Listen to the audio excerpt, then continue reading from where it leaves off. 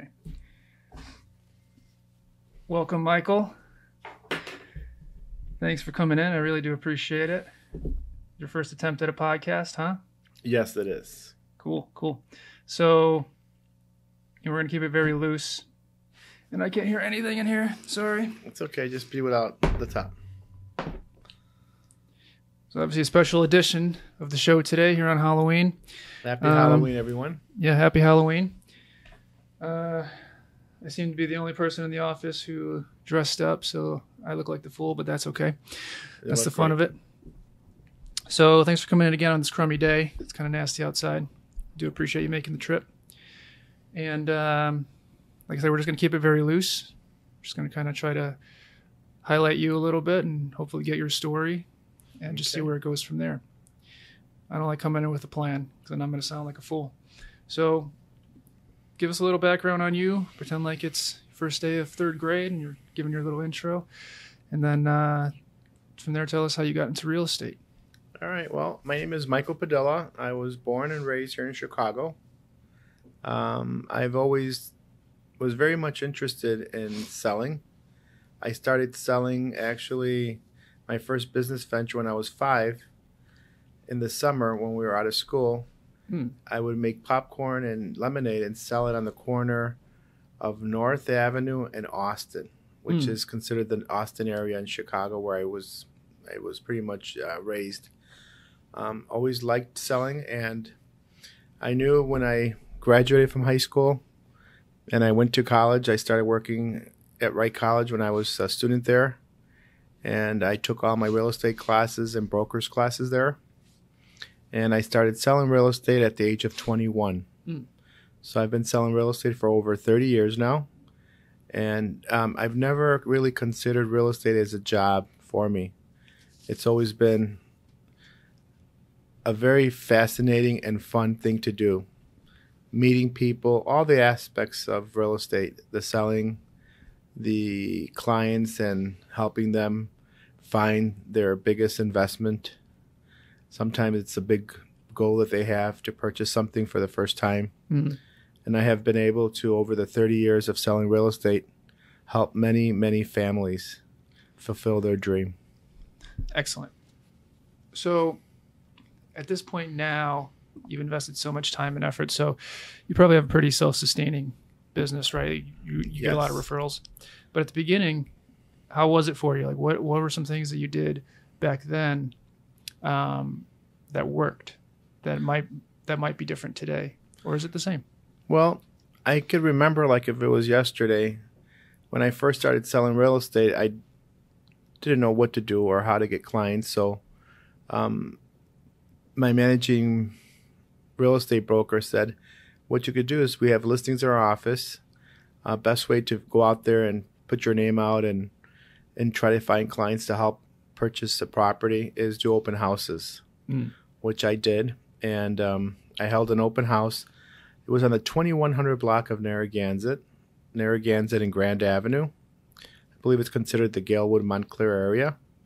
And I did an open house there, and a Mexican family came in, very nice, first-time home buyers. And I was able to sell them that home that I held the open house at. And they were very happy with the way I treated them and my service I gave them, that they actually, from that one family, I had 7 transactions that year. In 1 year? In 1 year. That's how I started my business in 1989, which was with the Soto, their last name was Soto family. They had many siblings and relatives who came to me, and I was able to help them find homes and condos, and that's how my business started. And then from there, I actually started giving out my business cards to everyone that I knew, that I had any kind of relationship with, friends and relatives. And I come from a family of 8 siblings, so of course my family, a lot of my sisters teach for the Board of Education here in Chicago, and they were very helpful with me starting off my venture in real estate, and advertised and gave my business cards to their coworkers, and I was able to help many teachers also purchase their homes. Okay, so you turned your family members into advocates for you, basically. Yes, absolutely. That seems like a really smart thing to do instead of going and, doing cold calls or cold visits or Well, I did stuff some like of those, but they're not very fun to do, and Right. you get a lot of that. people Might who work, but they're not nearly, like you said, as fun or it's just more intimidating, right? Very much Especially so. when you're new. So it's probably a good thing to do is concentrate on what you already have and who you already know, right? That means the basic stuff. That's you hear how all I the pretty time. much started this business. Again, back in the 80s, and as of today, I've been through a lot of tough times where the business and the market has gone really bad, turned south, and it was very hard to sell properties. And properties which I've sold in the past, clients would call me to resell them, and unfortunately, in like around 2008, I believe, it was very complicated to sell because homes were worth a lot less than what they had owed on the property, so I couldn't sell them. So again, I've been through some good times and some bad times, but overall, this business has been very good to me. I've enjoyed it 100%, and it has given me the option to travel and do things that I like to do in my life, thanks to the real estate business that I've been in for the last 30 plus years. So I know you just got back from a trip. Where did you go? Yeah, I was actually just recently. I went to Portugal. It was a cruise. Portugal. It was Okay. Portugal, Lisbon. We actually went there. We started off a cruise. We went to Marseille, France. We stopped in Italy, Genova, Italy. And we also went to Casablanca, Morocco, which was very, very fun. Your life's a lot more interesting than mine. Mm. Just know that. How many trips do you take a year? Because I know you're big on traveling. I'm Yeah, definitely not. So you got to teach me. I do about like that to game. travel. Again, that's one of the things that I enjoy most of all. And I normally take either one or two very long 2-3 week trips a year. Mm-hmm. And then I'll take a small trip here and there, depending on how busy I am with my real estate business. I try to take a couple small trips just to break the routine of every day. Fair enough. Where has been your favorite place to go? Like, where would you recommend if someone's never like traveled the world before, they never left the country? Like, where would you recommend they go? Probably an unfair question because It's they're all hard good, but because every place I've been to is fascinating, interesting, beautiful in its own way. one place had to have you had to have had connected with at least one place. I think I'm going to have to say China. China. Yeah, China was absolutely magnificent. The culture is fascinating. The food is wonderful. The people are kind. I've been to China several times, and it's always fun to go back. Yeah, because I am one of those people. I've never actually been out of the country, so something that's been on my mind lately, and I'm thinking that I want to start doing. But I have no idea where to go. Like nothing really stands out among any other place. So I'm trying to pick a good place to go. Well, if you don't want to travel far, long distance, Mexico, even though I'm partial because I'm Mexican, Mexico is also a beautiful place to visit. Its weather is great. The people are wonderful, kind. There's a lot to see there. And it's not far from Chicago at all. Fair enough. That's a good recommendation. Might be a good starter trip. Yeah, absolutely. Starter international For a trip. while there, I would go at least once a year. Puerto Vallarta in Mexico is one of my places where I just always find peaceful, relaxing. Food is great. The climate's always good. There's a rainy time, September, October. It tends to rain a lot there. Okay. But overall, it's a good place to visit. Do you ever, when you're walking around these other places, are you ever trying to relate the real estate to here in Chicago? Is it it always catches my attention when I'm walking. I always kind of look when I see a real estate office, stop and look at their window, especially if they have any kind of listings advertised, curious on prices and so forth. Mm-hmm. Well, what type of stuff do you find? What sort of themes stand out? I bet your dollar goes a lot further there. Yeah. It depends, of course. Everywhere is different. There's places where real estate is very reasonable. Others very, very expensive. But again, it's traveling is something that I really enjoy doing. Yeah, I could tell. Where's a place that you noticed that the real estate was just ridiculous? Like you would never. Norway. Norway? Yeah, Norway was everything was really, really expensive. I remembered going into I don't smoke now, but back then I'd smoked when I was there. And I went into a 7-Eleven to purchase a pack of cigarettes, and to my surprise, the pack of cigarettes there, it was maybe 8 years ago. A pack of cigarettes in Norway was $13. Jesus. Which I thought was outrageously expensive. Now with taxes here in Chicago, they're not far behind. Yeah.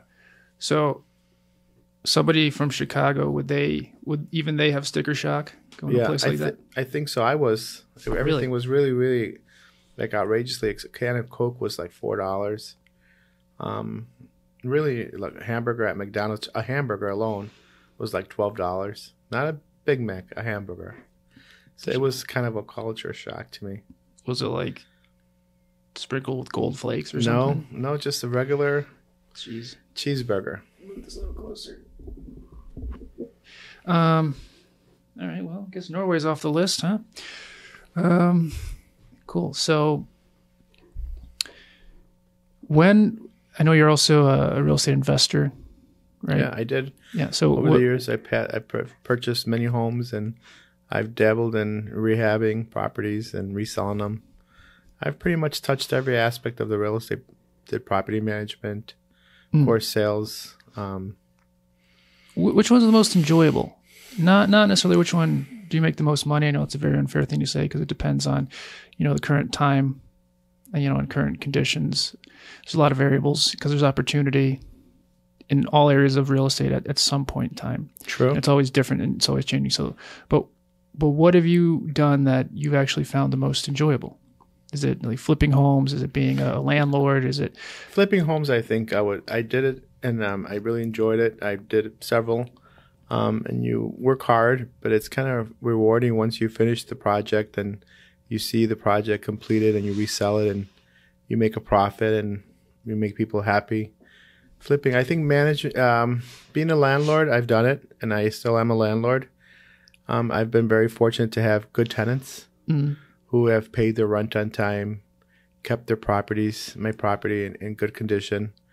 But it's at this point in time, I'm close to my retirement. I'm not retiring anywhere like in the next couple of years or so, but I don't want to be as busy that I was back, let's say 5-10 years ago. So I just want to pretty much stick to where I'm selling properties and I'm traveling the world, which is what I like to do. What a life. Well, the rest of us are sitting here working like suckers. Here you are. Yeah. You know what? I've never married. I don't have children, so I work hard and I play just as hard. Tip of the day, everybody. No spouse, no kids, and look what you can do. Yeah. It's been really I have to say that I have really been blessed with a fantastic life. Yeah, no kidding. Well, good for you. Good for you. Happy to hear that.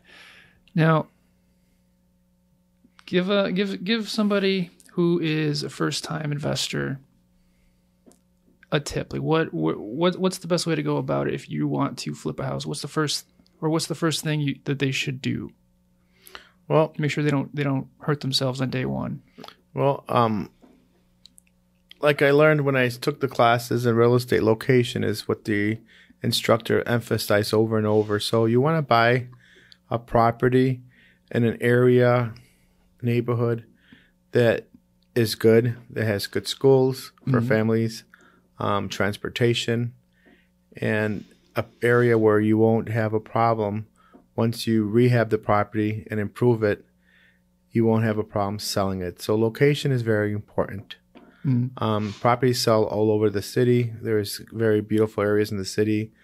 There's some areas that are not as pleasant as others, but people need a place to live. So anywhere you purchase, you will be able to sell it if, in fact, you purchase it at a price that you could rehab it and make a little profit on it. But again, when I did it myself, I always tried to find areas where I knew that schools were good, areas were desirable places to live, transportation was nearby, and so forth. When I did property investing, when I would buy real estate to flip, it was mostly in the city of Chicago. How did you calculate your profit on day one? Because that's a lot of speculation. I never calculated a profit. When I bought properties in the past, I bought them. Several of them were foreclosed, and several were people who I knew who were clients in the past that had properties that kind of like they just pretty much abandoned them, and they just didn't want anything to do with them. And I was able to purchase them. I bought a 2-flat in the city, northwest side, like Cicero, Belmont area, that I bought just for an example for $80,000. I rented it for many years. I did invest a lot into it because it was a complete gut and rehab. But in the last couple of years, I was able to sell it for $300,000. So I made quite a profit. Nice. So when you just buy properties and flip them, not hold them and rent them out, but when you just flip them, how do you determine the amount of work that needs to go in, and how do you price that out? Do you just hire a contractor to come in? Most of the times I would have people who I worked with, close by, contractors that would come in and look at it with me and give me an idea how much it would cost to complete the project. And at that point, I would decide if it was a good investment for me or not. I never looked at making a fortune, but of course, we do this to make a profit. So as long as I could make something out of this deal, I would be interested in doing it. Fair enough. And what about lending? Have you gone through banks? Yeah, most of the time, yeah. What are some of the variables around that? Like, what are they going to look for when you come in, especially as a first-time investor? Well, they want to make sure that you have good credit, first of all. And they want to make sure that you're going to be able to pay back your loan.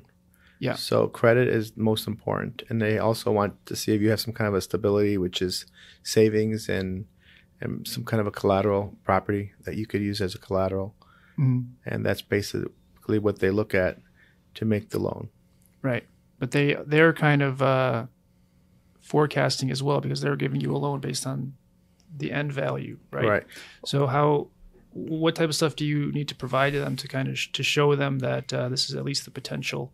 You can show them comparables in the area, showing them similar to the property that you're looking for the loan for, and you show them what they're selling for. And of course, if they see that the properties are worth the property that you're purchasing, that they're going to do the lending end of it once you turn it around and fix it, and they see that you are going to make a profit, they look at that as well. Okay. So do you notice that there's any particular opportunity right now in one area or another? You know what? I haven't really looked into it right now in regards to like investing. I've been quite busy with just helping clients, and I have several listings on the market now that I've been working on and doing open houses and been quite busy. So again, I don't, in the near future, I don't plan or looking into doing any kind of a rehab project. Maybe in the future, but at this time, my goal is just to help the clients that I have now and try to go somewhere warm in the winter, because I'm fair enough. Tired of being in the winter here in Chicago. It's cold and snowy, and I am to the point of my life where I could probably afford to go somewhere warm and spend a couple months there. So where's your next trip then? Well, I do have several trips planned. I have a trip planned end of January to Morocco. And I do have a trip planned end of February, beginning of March to the south of India. Oh, nice. Where do you come up with these trip ideas? Like what inspired you to go there? A realtor friend of mine, actually not a realtor, but a loan officer friend of mine, who's a very good loan officer.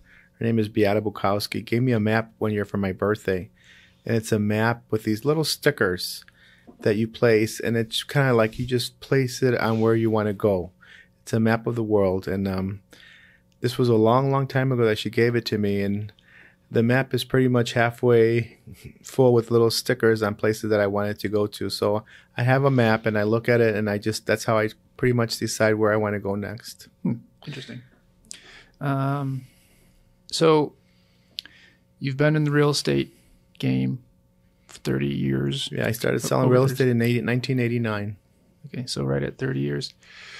What are some things that stand out to you that have really radically changed, as far as how a realtor would operate back then, or what some things that they would do that they wouldn't do now, or that maybe become obsolete, so to speak, or what are some new opportunities that you've noticed that you wish you had? Technology. No. Technology. Yeah, it was back when I first started real estate. It was very it was more person to person. Mm-hmm. You would actually interact with the client, with the seller more.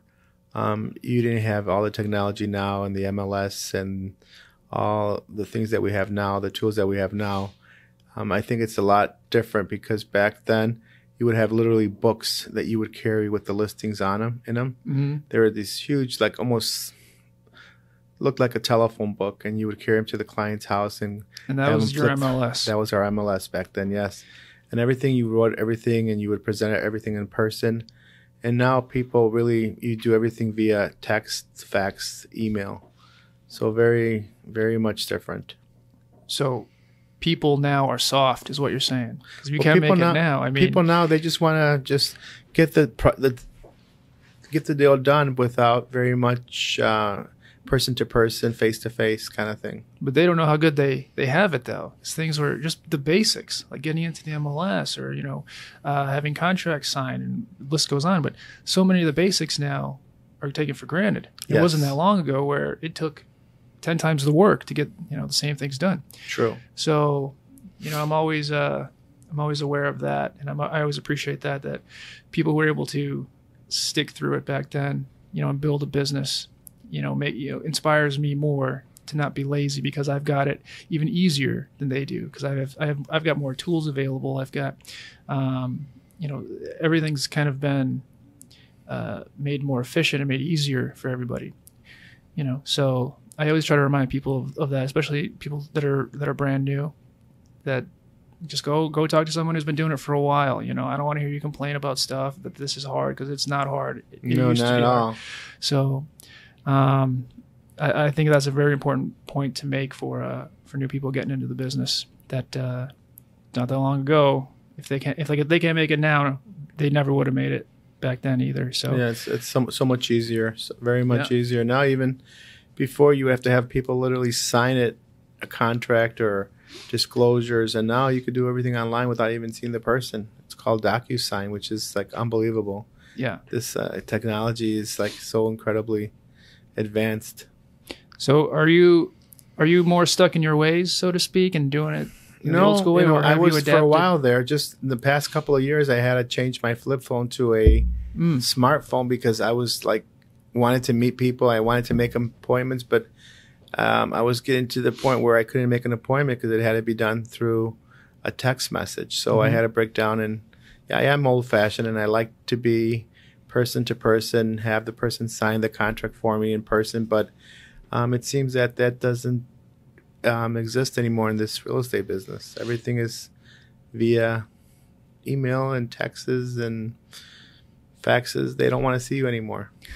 Well, it's a good thing. It gives you more time to sell, more time to show properties. Yeah, it's true. That's the punchline, though. Some people still appreciate the face-to-face contact, but these things allow you to free up a lot more of your time, so you can focus on prospecting or marketing. That's absolutely true. Yeah. So, but it is definitely a theme I've noticed with a lot of people, that they almost refuse to adapt just because they're happy doing it how they used to do it, and they're just stuck in their ways. But they're missing a big opportunity, I think. But that was me, because for a while that was really hard for me to change my ways, but I've learned if you want to stay in this business, you have to go with the flow. Mm-hmm. Of course, I'm really referring to the people who will say that they want to grow their business still, but then they refuse to adapt or refuse to use new tools. If people are happy with where their business is at and how it's working, then obviously, good for you. That's because that's the ultimate priority there, to get to a point that you're happy and comfortable.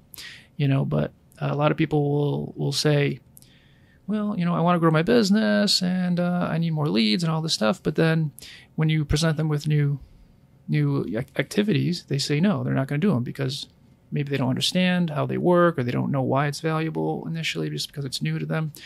but nonetheless, they just refuse to do it. And then they wonder why, they're not getting more business. True. Because that's just the mindset of the consumer now. It's different, and they have to accept that. So, like I say all the time, this is a whole new business for us. Yeah. Starting back 30 years ago, how we sold real estate to 2019, mm-hmm. It's a whole new entire business. Mm-hmm.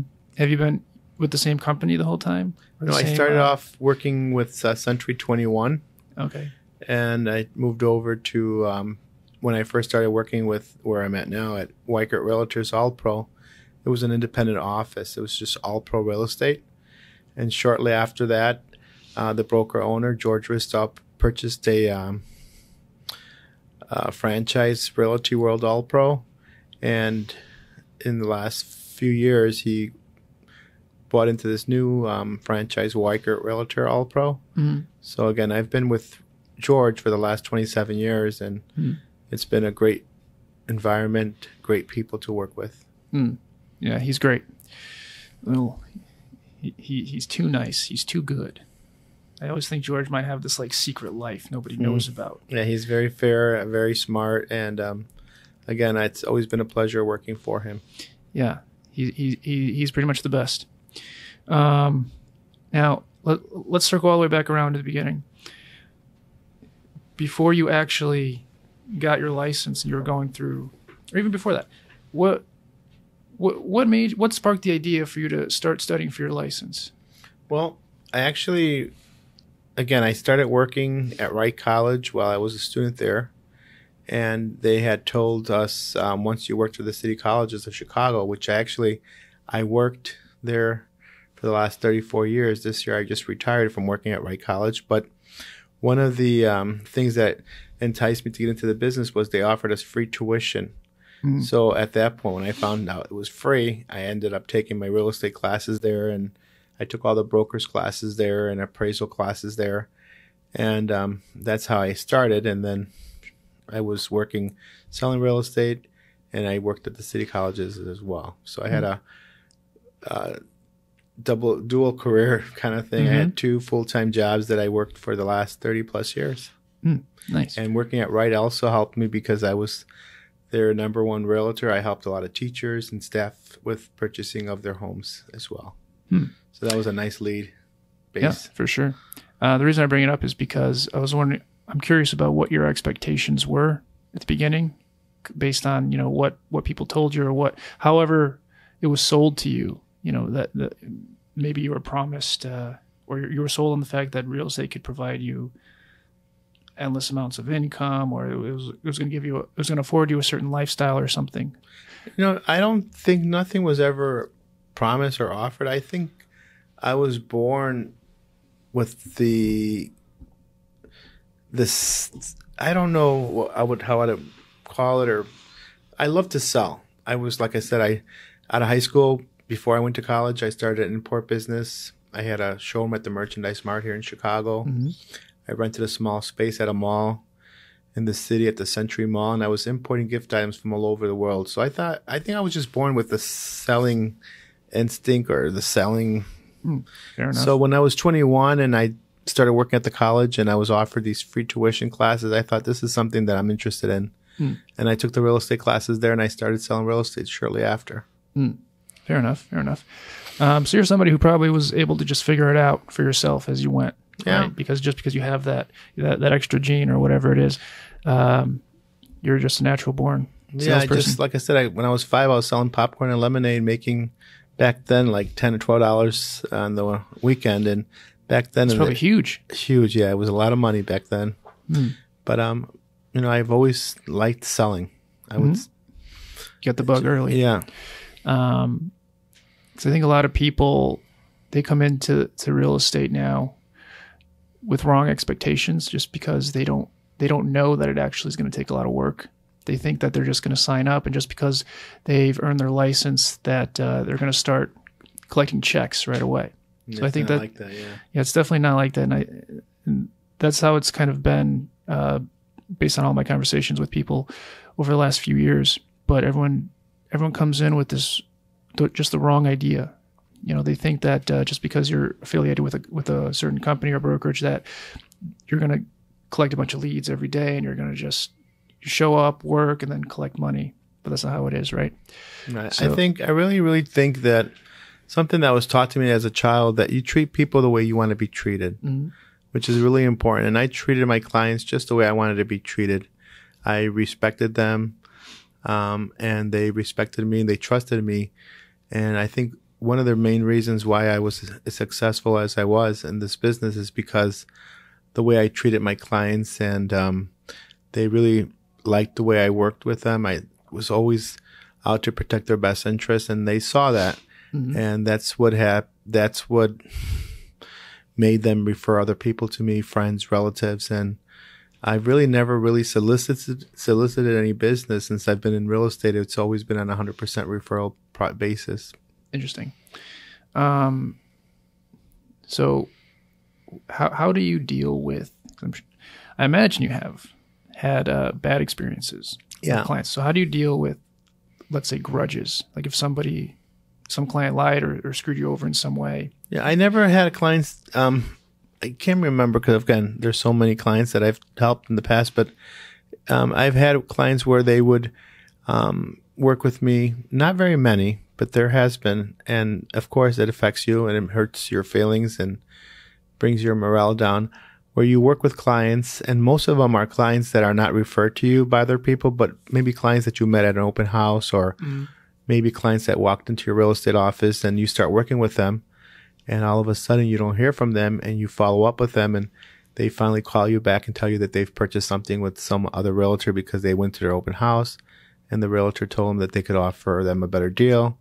So, of course, that is heartbreaking because you work hard, and we work on a 100% commission basis, so we don't make anything unless we sell. And that is hard, but you get over it. Yeah, but you never... I think some people, well, I'll just tell you my story. When I was first working my first few deals, I was just by coincidence getting hooked up with horrible clients. They just weren't serious. They were making me work really hard, and then they would just screw me over ultimately. Okay.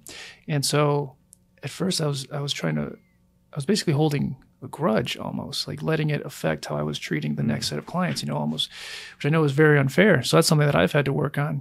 And I think, it's helped me understand that you have to have the right mindset when you're doing this, because you have to get used to people saying no. You have to get used to people, ultimately punching you in the gut, sometimes, and you're going to have bad experiences too.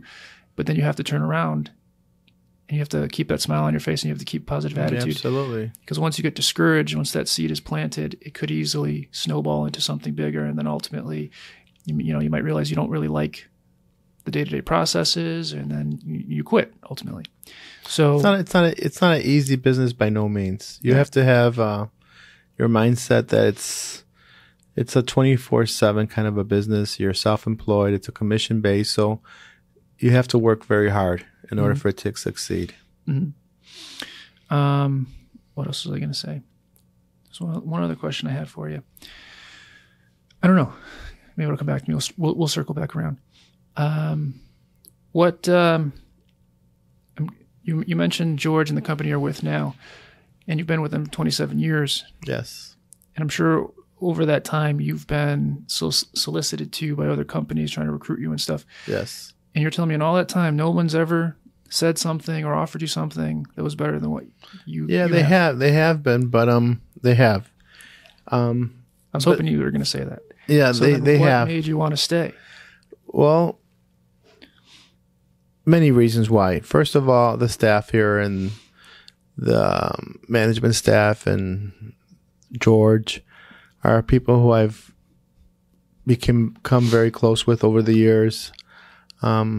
They are extremely kind and very helpful towards me. Again, I worked 2 jobs for the past 30 plus years. Just recently, I just retired from the school and I'm doing 100% real estate, but I always needed that extra help because I didn't have the time to do everything, and they were always more than willing to help me. Mm-hmm. So I think part of my success is the staff and the management here at the office that has always been there for me, that I was able to be as successful as I am today. So So you're saying that having the resources of this company and having the person-to-person connection, available to you here is worth more than, maybe a company that's offering you 100% split or something like that. Yeah, that's how I feel. That's what I feel. That's always an interesting thing, because that's a very common theme as well that almost everybody says. They could go, especially once you've gained your footing and you know what you're doing. You might not necessarily need so much guidance anymore, because you just know how to work deals. That they could easily go somewhere and make more money, right? Just because you get a higher split or something, but they don't, because they like the fact that they have people here that they care about and who they know care about them, and that's worth something to them. Of course, that's something I found very interesting. It's kind of helped me realize that people aren't always about the money, which I kind of thought they would be. Yeah, I could call Lori or Marge or Mary, anybody here at the office, our secretarial staff, and ask them to help me with anything. And the response is sure, absolutely, right away. They're there to help you, and that means a lot to me. Sure. Yeah, no, I get it. I've never worked with another company. I don't really know any better, frankly, but I don't really see a reason why I would want to leave either. I feel comfortable here. I feel like I'm getting everything that I need, which is going to be different for everybody, of course. So, in your opinion, what are some things that somebody should ask, their potential new broker once they're, looking to hang their license somewhere, maybe after they got licensed up, because they don't know any better. So they might think that it sounds really good to go to 100% split place, or everyone's got their own perks. Yeah, and there's a lot of 100% offices out there. But again, 100% meaning that they're 100% on their own. They have no office staff helping them. They have to enter their listings in the MLS. They have to pretty much do everything themselves. And again, if they want to, they have that option. But I always like that additional help that I get here. And again, the commission is not 100%, but it costs to run an office, to keep the doors open, to pay the staff. So that's all understandable. Unless you're your own broker and have your own office, I would recommend Weichert Realtor Alpo, because you have the staff here to help you throughout every step of your transaction. Right, and that's what you said, was that you're on your own in a lot of companies. Yeah, and you're basically they don't do anything for you. You do pay, because nothing is free, so you do have fees to pay once you do a transaction, but on a day-to-day basis, to manage your listings, to make your appointments and so forth, you have no help. You're 100% on your own. So you have to be really flexible and have the time to do everything. Here, I make appointments, I show properties, but I have a lot of help to, once I put the deal together, to help me look over the deal, the transaction, until the day it closes. But that's stuff that they don't tell you, right? When you're interviewing them, they'll sell you on all the perks, and it sounds very good, because technically your commission check might be bigger, right? But especially when you're brand new, you're going to need that help. I don't think there's any debating that. Yeah, absolutely. But they're never going to tell you that. You don't have the help there. So that could be the differentiator between you being successful or you quitting the business right away, because once you start realizing, some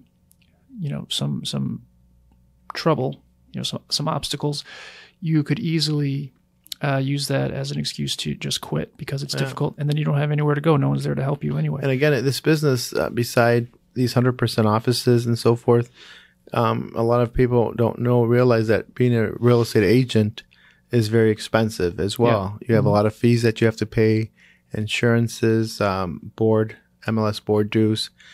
And again, it's 100% commission. So for someone who's starting off, it's going to cost them a lot of money to be a realtor, and being on their own with no experience. I think it's a deterrent on their part.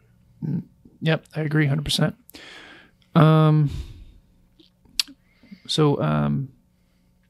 that's kind of all I got for today. Great. Anything else on your mind? Any final thoughts? No, I just, I'm here. I'm 100% so into the business. And if you ever need a good, honest real estate agent to help you purchase or sell your property, give me a call.